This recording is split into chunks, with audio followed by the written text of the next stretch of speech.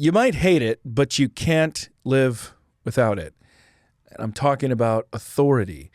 If that word strikes fear in your heart, I understand. Many of us have been hurt by authorities. We're raised to trust ourselves and to question authorities.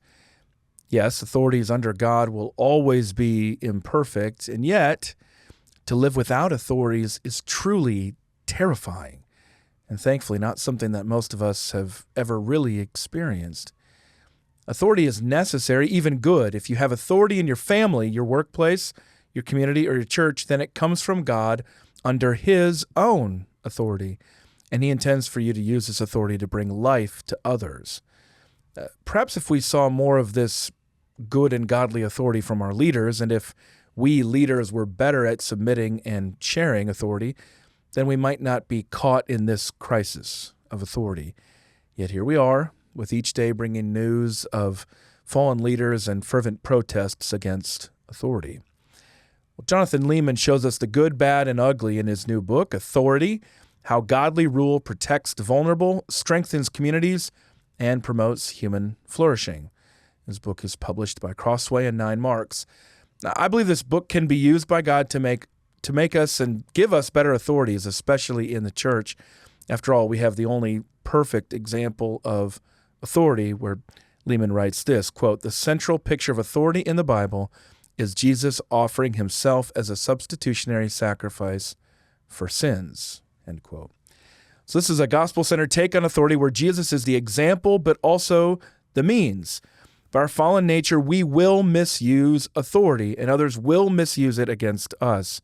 Jesus can forgive us those sins when we ask forgiveness and repent, and He can bind up those wounds when we trust Him in faith.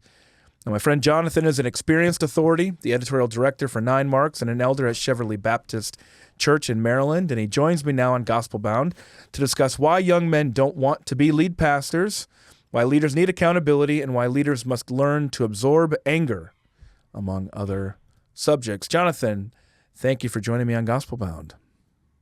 Collin, great to see you, and thank you for inviting me to this conversation. Yeah, so bold move to write a book on authority, especially now. Appreciate it very much.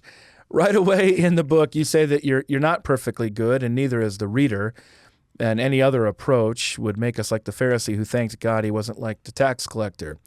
And then you write this, quote, "Our profoundly Pharisaical post-Christian world, which has abandoned all ideas of original sin, teaches us to think that way. It classifies everyone as an abuser or a non-abuser, oppressor or non-oppressor. Those are the only moral categories it has left," end quote. Help us understand, Jonathan, why did you choose to start the book with this framing? Yeah, sure. Thank you. I think many of the indictments certain postmodern and Western philosophies make against authority are accurate. But as Kevin DeYoung has put it, they just don't go far enough, right? Insofar as you're creating a world with all white hats or black hats, those are the oppressors, these are the oppressed, you're missing one of the first claims of the gospel itself, which is all have fallen and are fallen short of the glory of God, right? All of us are sinful, including how we use our authority, right? There's a sense in which human decision-making, agency, is a kind of exercise of authority, right? God gives us dominion, like steward this, be fruitful and multiply, subdue the earth. That is to say, exercise choice, exercise agency, and bringing dominion to creation. The relationship between our agency and our authority are very close. So, that is to say, everybody's exercising authority. And if we've all fallen, that means we've all misused our authority.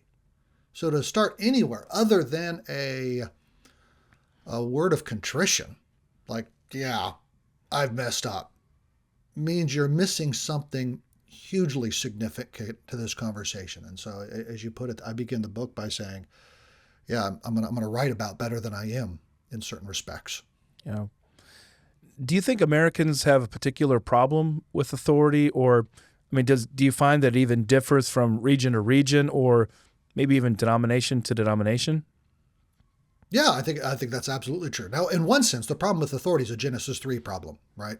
Since Genesis 3, we've always been suspicious of authority. We've always wanted to displace the authorities over me and grab onto it ourselves, as Eve does and then Adam does right there in the garden.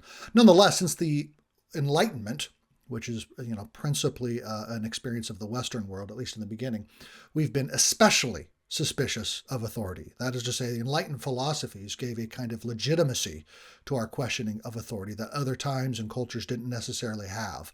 And I do think that persists in America relative to other places in the world, or let's say the West, relative to other places in the world by comparison. Now, so for instance, as I'm writing this book, I'm talking to pastors and people in, say, Hispanic cultures or African cultures or Central Asian cultures, and there, sometimes there's different threats. There's an overexertion of authority. Sure. Right? Too much, as it were, deference given. So you talk to a senior pastor in a Hispanic or African context, and you're talking about plurality of elders, and those pastors will say to you, I have the impossible time getting these other elders to ever say no to me. They just say yes to me. How do I get them to step up and lead? Yeah. So there are different problems in different places of the planet. And I think you're right. Your instinct to different regions of the United States, you're going to feel that. Go out to the West Coast. When Nine Marks goes out to the West Coast to talk about church membership, man, on the West Coast, they hate church membership. Why? Because it's a kind of authority. So you're working against suspicions against authority in the West Coast differently than you are in other places of the country, Midwest, or frankly, maybe even East Coast. Yeah. So yeah, and I'm sure we could draw out denominational examples too. I think perhaps when you combine the word Southern with Baptist, you get a couple different aspects that are often, that's right.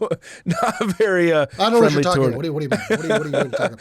Well, I mean, it's their formative experience. The very definition of something being Southern is in part a break with authority, which of course is just true of the United States as well. And you combine Baptist, and the Baptists also emerge out of a context of persecution in many cases and being on the other side. The dissenters. I mean, that's the tradition they come out of, the dissenters. That's a very out of the Protestant movement. So it's really based in a lot of ways in that sort of rejection of what they found to be unbiblical and ungodly authorities in there. So sort of a takeaway lesson from this, I think, is to know the audience that you're talking to. Yeah. There are certain audiences that I might be speaking to in which I need to lean into, hey, authority is good and given by God. There's other audiences I'd lead into and say, hey, we need to be a little more suspicious of it. You're overexerting it. You're being authoritarian in ways you might not even recognize. And so one of the main things I'm trying to convey in the book is, as Christians, we have good authority in creation and redemption, and bad authority in the fall. And we don't have the luxury of taking our eyes off of either. We got to keep one eye on good authority and talk about it, and another eye on bad authority and talk about it. Yeah. Now, I'm going to give you an either or, and you can't say both. You understand this? Okay, you cannot say both. I'm not going to like this. Does today's version... You're asserting your authority here. Exactly. It's my podcast. You gotta submit. Does today's aversion to authority have more to do with A, individualistic culture where no one can tell me what to do, or B, increasing evidence that leaders abuse authority? Can I get some Jeopardy theme music? do, do, do, do, do. Honestly, I think it's A. Okay. Not because abuse is a huge problem. I think it's just being exposed more than it has been before. So it's not new there. I think abuse is, as it were, the urgent problem everybody feels right now because it's being exposed. Nonetheless, I think a suspicion of authority is the longer undergirding long-term problem. There's a place to give attention to urgent problems, and there's a place to give attention to long-term problems. And I mean, look, abuse is a long-term problem too. I don't want to deny that. Well, the internet exposes things in ways that are new in the last 25 years. I mean, one of the things that I do in teaching on cultural apologetics and the decline of church attendance since 2000 is to ask people to find what date on the calendar the Boston Globe published its Spotlight series. There were all kinds of reports in the Boston Globe and other media over the years about abuse of authority. The one on sex abuse in the church? Mm-hmm. The Catholic Church? Right. Yeah, that's right. Okay. So, and the point is that it follows the majority use of the internet.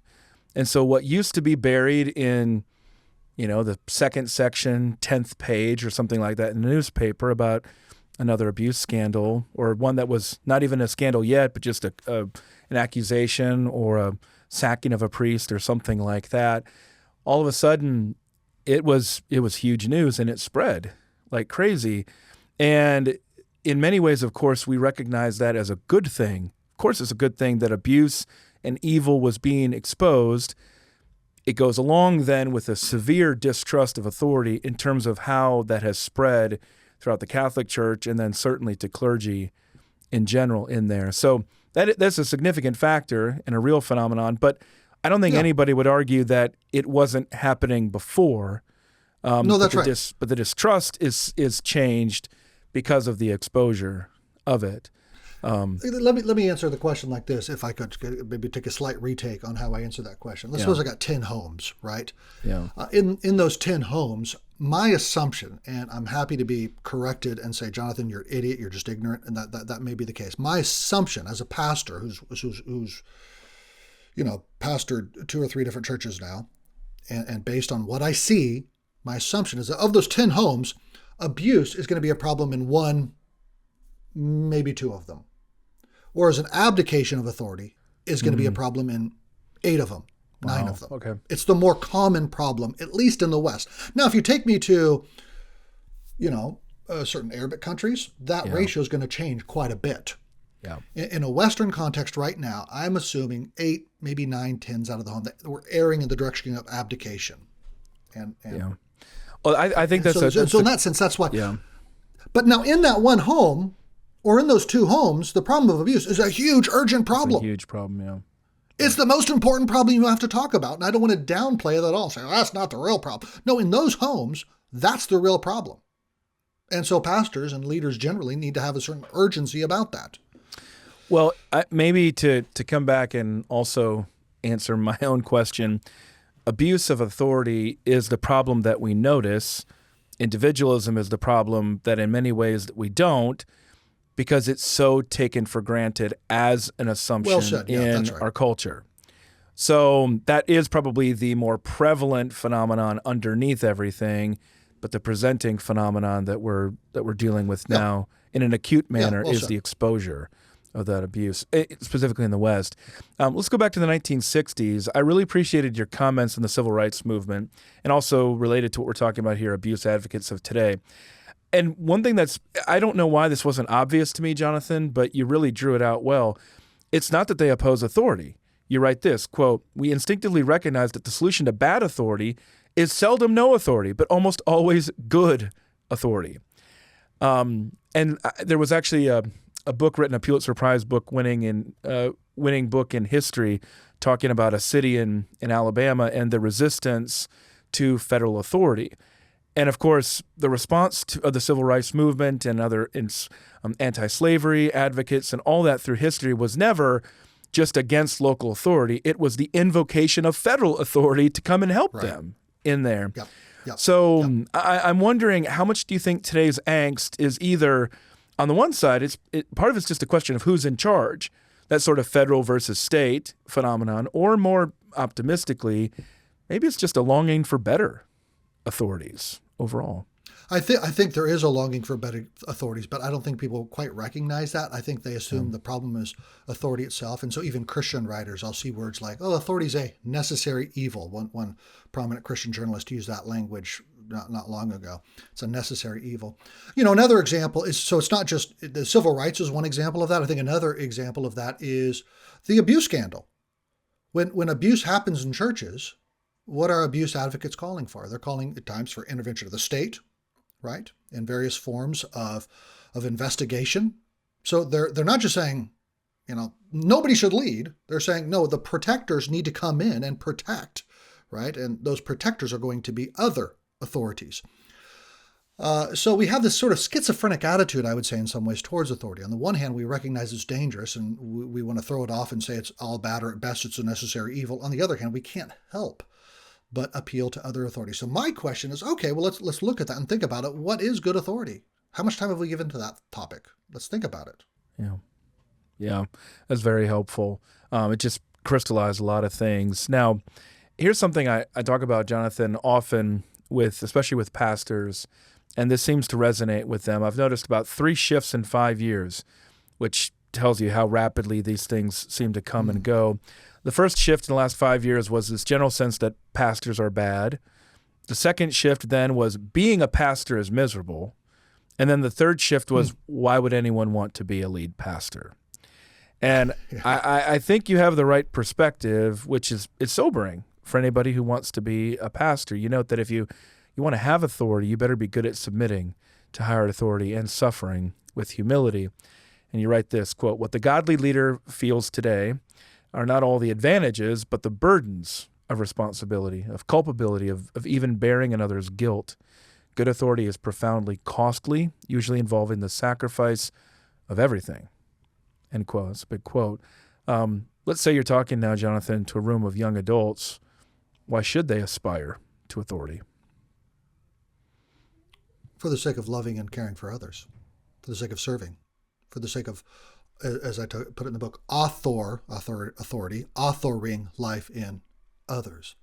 To flee authority is to flee, yes, the possibility of being attacked or harmed or, working extra hard, but it's also fleeing the opportunity to use the authority that God would give to do good. So if you're truly going to be others-centered, you're not going to simply protect yourself from harm. You're going to put yourself in harm's way. And that's one of the things I talk about in the book. Good authority draws, as it were, the costs upward insofar as you can, right? So the hard-working principle is the first car in the parking lot and the last car to leave in a day. That principle is working in some ways harder than anybody else. Or if I'm sitting around watching football in my home on a Sunday afternoon while my wife is kind of scurrying around, getting the laundry done, getting grocery lists made, and getting ready for the week, and she's just going crazy on Sunday trying to prepare the kids for the week, and I'm just like sitting there, watching TV. My wife should not be more tired than me. I should be more tired than my wife at the end of the weekend if I'm going to be a good authority in her life. I'm doing all I can to absorb those costs. So yes, let's talk about cost absorption. He came not to be served, but to serve and give his life as a ransom for many. Going back to Jesus as the perfect authority, right? He poured himself out to give life. So again, back to your question, what do I say to that young person who's afraid to aspire to positions of leadership because it seems so costly? I want to say, yes, it is costly, but it's precisely in those costs that you are fulfilling what you were called to do, which is author life, give life, create life in other people, and love them. It just occurred to me, Jonathan, I wonder if the move away from a desire for that authority because of its cost might also be related to the decreasing desire to be parents, to have children. It's the same phenomenon. We've all experienced the problems because we've all had parents. Those parents were not perfect. If we had them, we know they weren't perfect. And if we didn't have them around, then we know that that's also a source of pain. But maybe we're also just afraid of what we would do as parents. Just kind of afraid that we would abuse that authority too. That may be a quick story, which I don't know if it makes your point or not. But when my wife and I were when we were still dating, at one point I was convinced I didn't want to have kids because I was in seminary at the time, and I wanted to do a lot of great things for Jesus, and I didn't want to be hindered by family so that I could go out and do great things for the kingdom, right? And so at one point we were dating, I said to her, I don't think I want to have kids. And she's like, "Are you serious?" And I'm like, "Yeah, I'm pretty sure I don't want to have kids." And she's like, "Okay, well then we're breaking up." Yeah. And she broke up with me on the spot like that. Collin, you wouldn't believe it, but 24 hours later, I was pretty sure I wanted to have kids. Well, I do think it makes my point because if you're not willing to change diapers, you probably are not going to be able to do great things for the kingdom. And I'm not talking about willingness. It doesn't mean that that's some sort of qualification, but it's the same reason we've talked before at the Gospel Coalition and elsewhere about, you guys do this at 9 Marks all the time and around Capitol Baptist Church. Hey, you want to do great things for Jesus? Start with the nursing home. Start by bringing those women to church, by preaching there. Start by helping with the children's ministry. That Yeah. if you're willing to do those things, then maybe you can be used by God to do great things. But if you're not willing, that's probably a bad sign that you're not willing to submit. He who's responsible with a few things will be Yeah. What's the word? Will be entrusted with many things. Yeah. A quick story there, and I tell this in the book.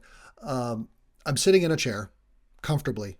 My 9-year-old daughter's sitting in her chair on the other side of the room, and I say, "Sweetheart, would you go get Daddy a drink?" What am I doing at that moment? I'm exploiting the fact that I know 9-year-old her will be happy to get up and get Daddy a drink. Right now, I might have good reasons to do that. There might be good things about teaching her to honor her father and so forth. So I don't want to say that's necessarily sin, but I know what's going on in my sinful heart in that moment. I just want to push the costs down onto her of getting up out of the chair. And it occurred to me, I remember doing that, and it occurred to me, he came not to be served, but to serve and give his life as a ransom for many. Now, there is a place that when you're in a position of authority, you push costs downward. So the general says to the soldiers, you got to take that hill. Yeah. Absolutely. Right. Or the centurion who comes to Jesus. I said, this one go, and he goes, and this one comes, and he comes. But I too am a man under authority. So there is a place to push costs downward. But there should be an ambition in a good leader's heart to, as I said, draw costs upward and not push them down when one can. Yeah. Right. And children are a place where that clearly happens. Doing all we can to push costs downward. But maybe that was pull them upward. One of the more convicting parts about the book. Maybe we should keep going in the interview here. I'm sure you've never done that with your kids, Collin. Never. I'm thinking about a moment related to the TV 2 nights ago, but let's just keep moving. Yeah. Let's talk about spiritual abuse. You define it this way: using the Bible or the name of God to justify your abuses, whatever they are. How do you feel about this category of spiritual abuse, the way that it's used today? Has it been generally helpful to understand a particular dynamic related to abuse, or has it been perhaps confusing in some other ways? How do you assess it? Yeah, I've been a little reluctant to use those categories, a little suspicious of them, because I think they're so easily misused and used to criticize pastors and criticize leaders. Oh, you're asking me to do something, or I don't want to do, or you're correcting me, or you're being negative of me. That's spiritual abuse. And I think it's really easy to throw out those words and those charges in a way that's irresponsible and loving, and ultimately it's going to hurt you because it doesn't give you the opportunity to be corrected, to grow, and so forth, to be challenged.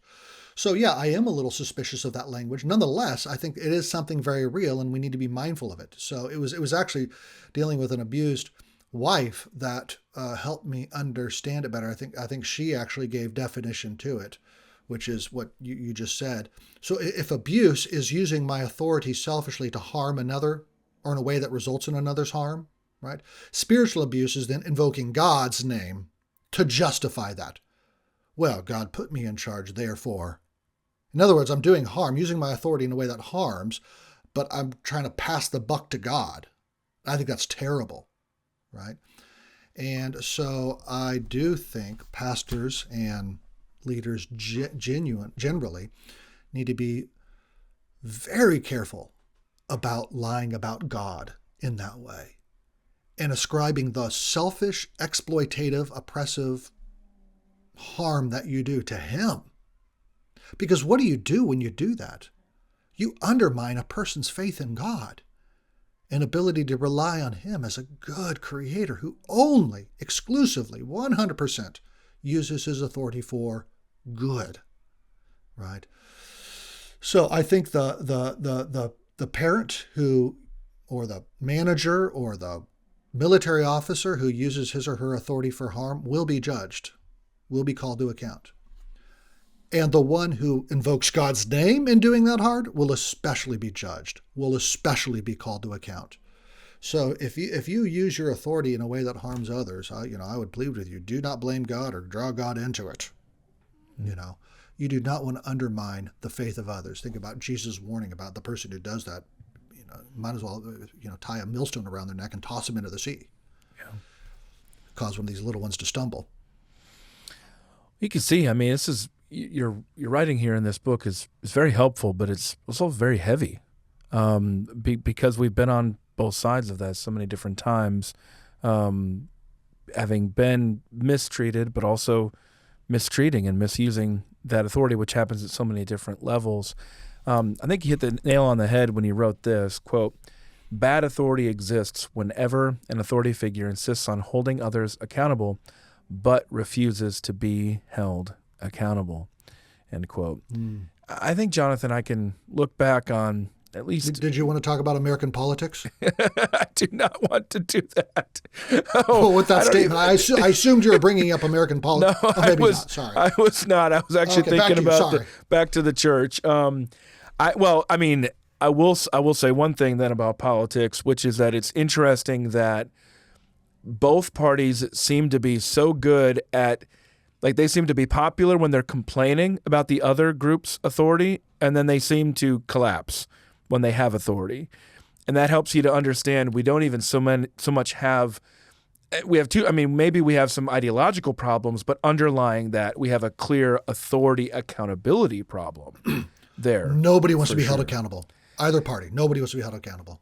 Yeah. Well, and that's what happens with an election. But it's like all the incentives are on the side of saying, here are the problems, but the system actually seems incentivized to not offer solutions, because taking responsibility and taking authority just makes you a target for everybody else to tear down. And oh my goodness, we could do a whole nother podcast on the media dynamics. But you didn't want to talk about involved.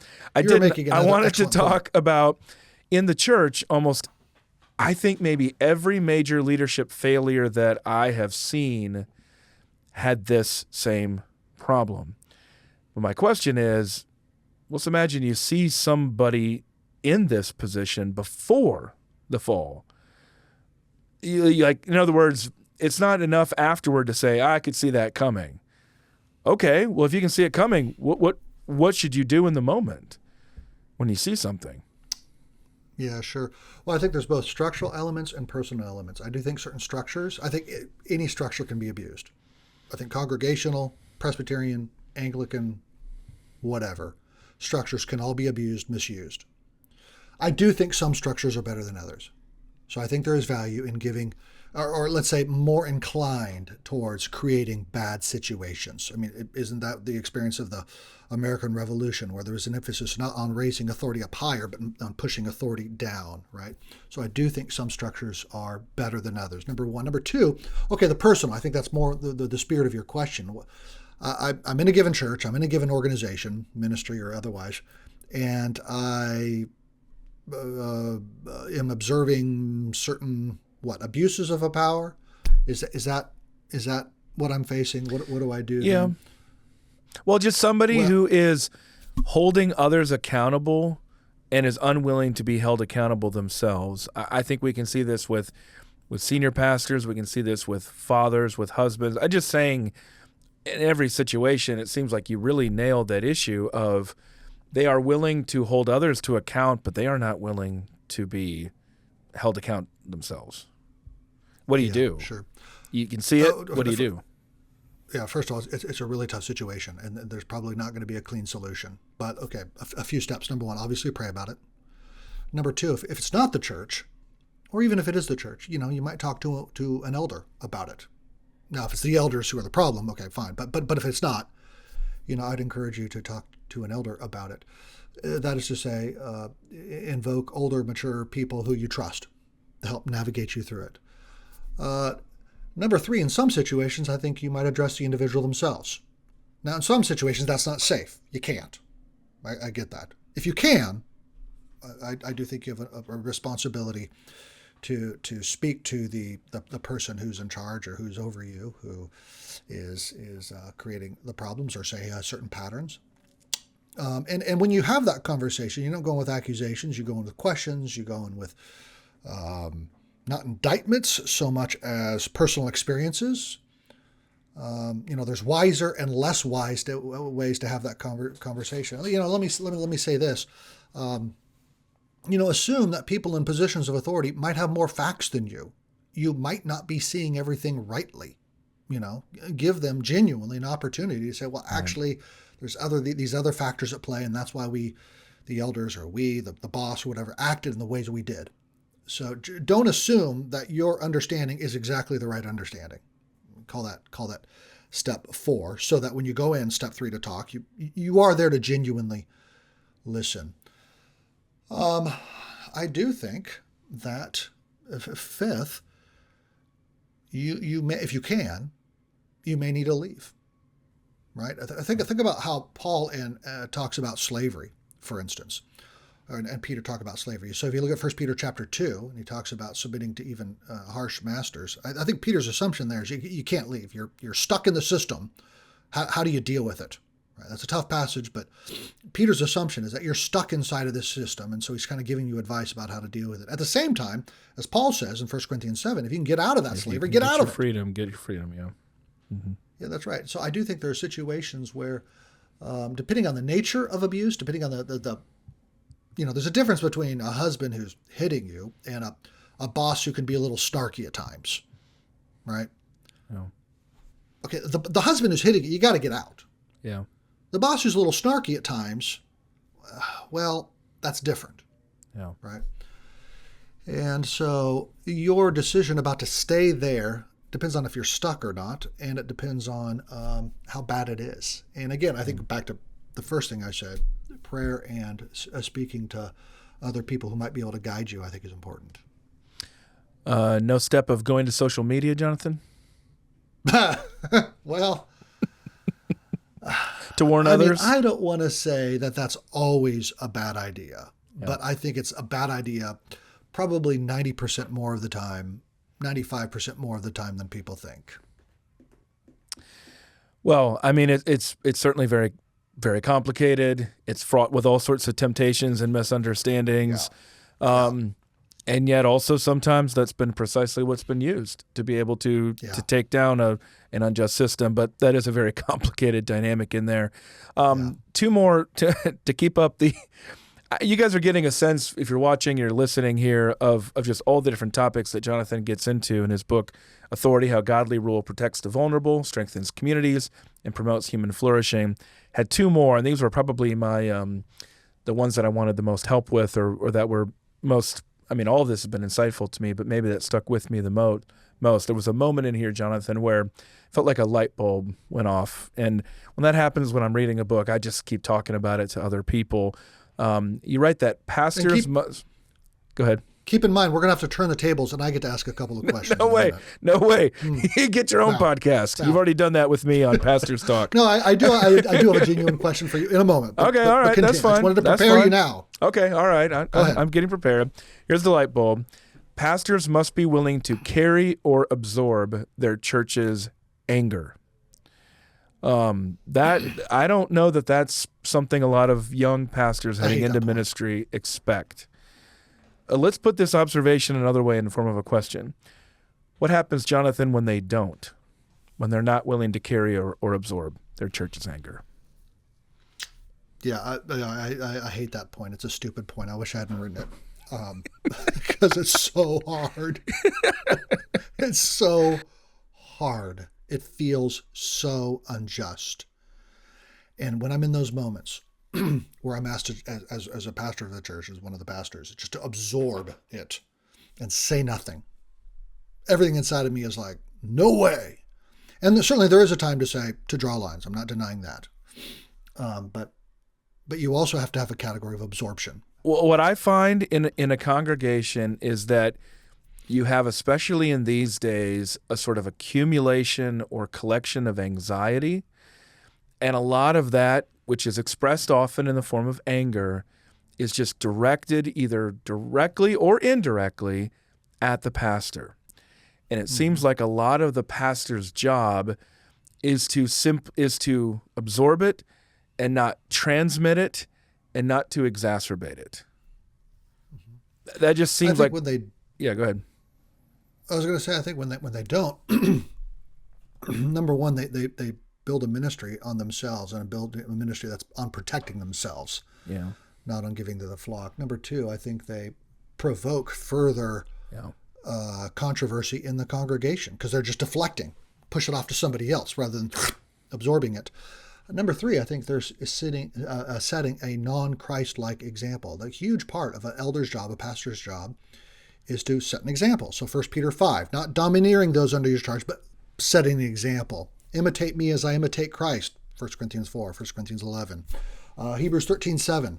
Consider the outcome of their way of life and imitate their faith. So if I'm not demonstrating he came not to be served, but serve and give his life as a ransom for many, if I'm not demonstrating that kind of use of authority, I'm teaching an anti-gospel example with my authority. So I'm undermining the very thing that I am called to do, which is teach people the gospel and what it means to live the gospel, right? So though I hate having to absorb what I perceive to be other people's injustices, that's what I'm called to do as a dad, a husband, as a manager, as a pastor, perhaps especially.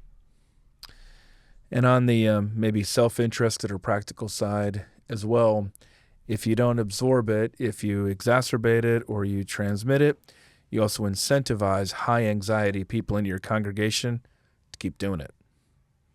Yeah, well, keep doing it to you. Right. You're never gonna solve their problems. Now, it shows that the things of this world can make me tremble. Yeah, rather than having a steady foot on the rock of God. An elder must be, says Paul, an elder must be sober-minded. Am I demonstrating that soberness, that steadiness?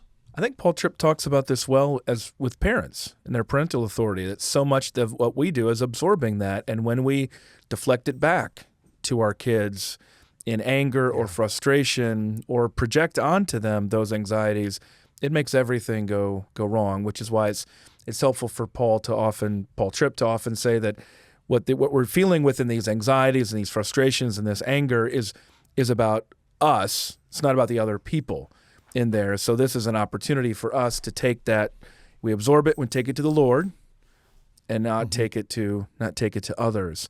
All right, I have one last question. It's a big one, so you better ask your question now. I'm prepared. Okay, well, a comment and a question. Okay, comment. Yeah. Brother, you and I were standing in a church building in Atlanta a year or two ago. I remember this. I don't know if you remember this. But you said to me in that moment, you said, "Oh my goodness, I have just been amazed to reflect on the power of good leadership versus bad leadership." I don't know if you remember that conversation. Yeah. And it was that comment that was in my head a lot as I was working through this book and reflecting on my own experiences of life of being under, by God's grace, mostly good authority. Yeah. A few instances of bad authority. And why did my question for, actually I have two questions. My first question for you is what were you thinking? You know, you tell us about your life per se, but what were you thinking when you said, "Oh my goodness, good leadership makes all the difference"? Yeah, I think in Reformed communities, especially in the church, we sort of assume leadership is downstream from other giftings. We assume that it comes along with an ability to write books, to host podcasts, to write articles, the kinds of things that you and I do. Exegete a text, all that kind of stuff, lead a prayer meeting, things like that. I mean, that is a form of leadership, of course. And these others are essential elements of spiritual leadership. But there is also a true gifting and also a discipline and also a demand of leadership. And when you're I'll give you an example of somebody that I think is really good at this. Mark Vroegop at College Park Church. When you're around him, and he's had many challenges. It's a very large church, leading it through difficulties. But you can just see what a good leader does. Like when you see a good leader at work, a gifted leader, a dedicated leader, somebody who is that first in the office, last to leave, absorbs that kind of stuff, you just see the way other people flourish. That's why, Promote Human Flourishing is the last bit of your subtitle in there. I was just thinking that when you can look around at churches, when you can look at Capitol Hill Baptist Church under Mark Dever's leadership over the years, you see a place where people flourish in the Lord. It's almost like that leader creates that canopy under which others can grow up in a healthy, protected way. They're just, not everybody is like that. Not everybody is gifted that way. and you'll see other churches and other organizations dealing with never-ending forms of dysfunction, either because the culture, let's take a lot of churches, for example, they might have a dysfunctional culture that makes leadership impossible for somebody coming in. And and they just abuse those pastors, and those pastors can't lead. So we can see that on one problem. And then another problem, you can just see how a pastor is bad leadership or negligent. You pointed out, Jonathan, that bad leadership is not always this present abuse. It's often it's an abdication of authority. Yeah. It's an unwillingness to do the necessary things of work, of leadership. And I've seen, let's take one example here. Last point I want to make. Some people who are in leadership positions are very conflict averse, and so they hope that just by ignoring problems, they suddenly go away. But an effective leader is not like drawn to conflict, but they're drawn toward healing. They're drawn toward helping. They have discernment. They have wisdom that can help to mediate and ultimately to move through. So you don't need a leader who is, again, you don't want a leader who's drawn toward conflict, but you want one who has an ability to be able to absorb that anger and diffuse it for the sake of willing to step into it. Willing to step into it, because as a leader, conflict is an unavoidable part of your life.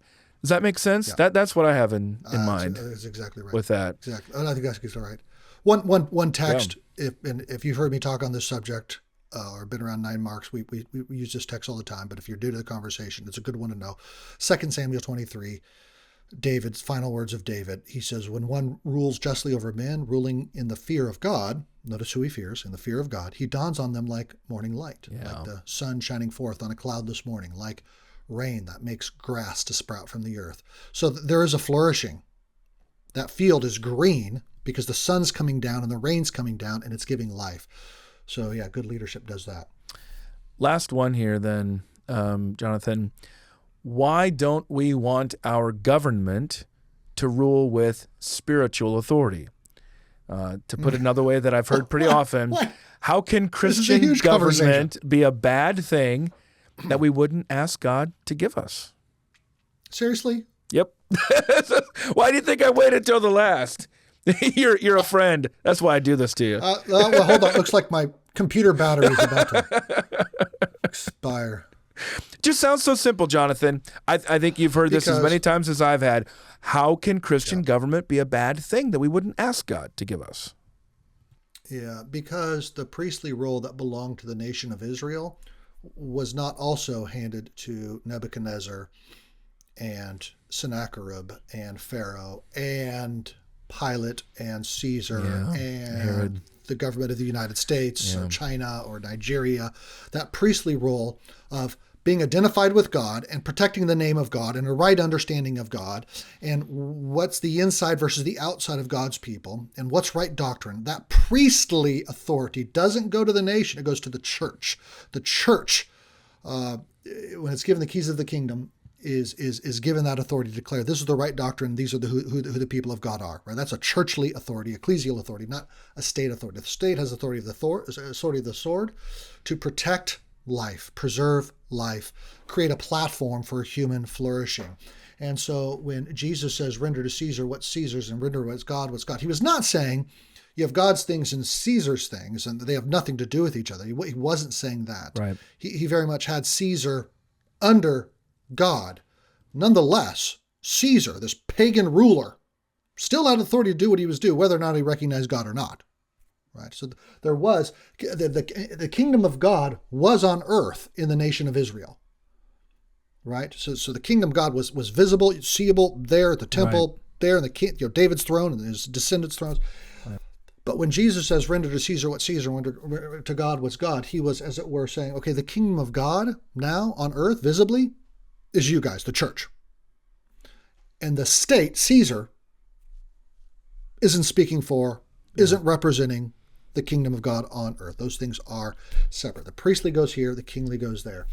And then you look at the care the apostles take in the book of Acts with the name of Jesus, the preaching in the name of Jesus. They celebrate going out for the sake of the name, and they baptize it in the name. Who possesses the name of God now? Christ, right? With those who are baptized into the name and gather in the name. And so to put the Jesus name tag on mixed assemblies deliberately, that is to say, a nation, where you're being anti-Lord's Supper, anti-baptism, anti-gospel, anti-Great Commission. The name of Jesus gets attached to Christians, and if you want to say, the works of Christian, a Christian publisher, fine, I can say that. Even a Christian radio station, fine, I can live with that. What I can't live with is putting it on groups of people that are deliberately Christian and non-Christian, like a nation. I don't think we have any precedent for that in the New Testament. Okay, there was that's a good separation summary of church and state. I'm not in 60 seconds. Best I could do. It was really good, and I'm not asking it out of left field. You do talk about this in the book, Yeah, and it is something that comes up pretty often. So, yeah. Hopefully, you guys have heard and seen here. I think this is especially helpful for anybody who's in church leadership, deacons, elders, pastors. It's a great book for seminary classes, all that sort of stuff. So check it out. Jonathan Leeman, the author, my guest on Gospel Bound this week, his book, Authority, How Godly Rule Protects the Vulnerable, Strengthens Communities, and Promotes Human Flourishing. It's new out there from Crossway and 9 Marks. Thanks, Jonathan. Thank you, brother. Appreciate the conversation.